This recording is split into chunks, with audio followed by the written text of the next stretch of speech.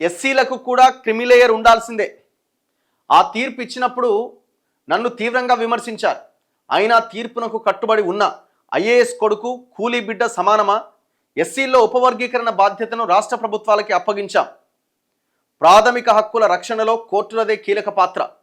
న్యాయం చివరి పౌరుడి వరకు చేరాలి. సిజేఐ జస్టిస్ బిఆర్ గవాయ్ వ్యాఖ్యలు. ఏపీ హైకోర్టు న్యాయవాదుల సంఘం కార్యక్రమానికి ముఖ్య అతిథిగా హాజరు జస్టిస్ గవాయ్ మానవతావాది చంద్రబాబు నాయుడు.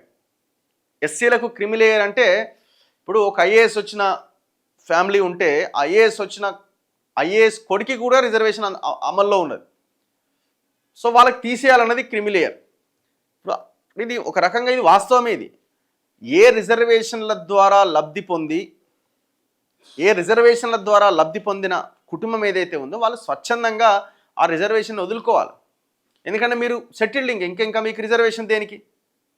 కానీ అదే సమయంలో అప్పుడు దానివల్ల ఏమవుతుంది, జరిగే లబ్ధి ఏంటి, ఎవరికి లాభం జరుగుతుంది దానివల్ల? క్రిమిలేయర్ ఉండడం వల్ల మళ్ళీ అదే సామాజిక వర్గంలో, అదే కమ్యూనిటీలో ఉన్న, అదే దళితుల్లో, గిరిజనుల్లో ఉన్న ఇంకొకరికి న్యాయం జరుగుతుంది.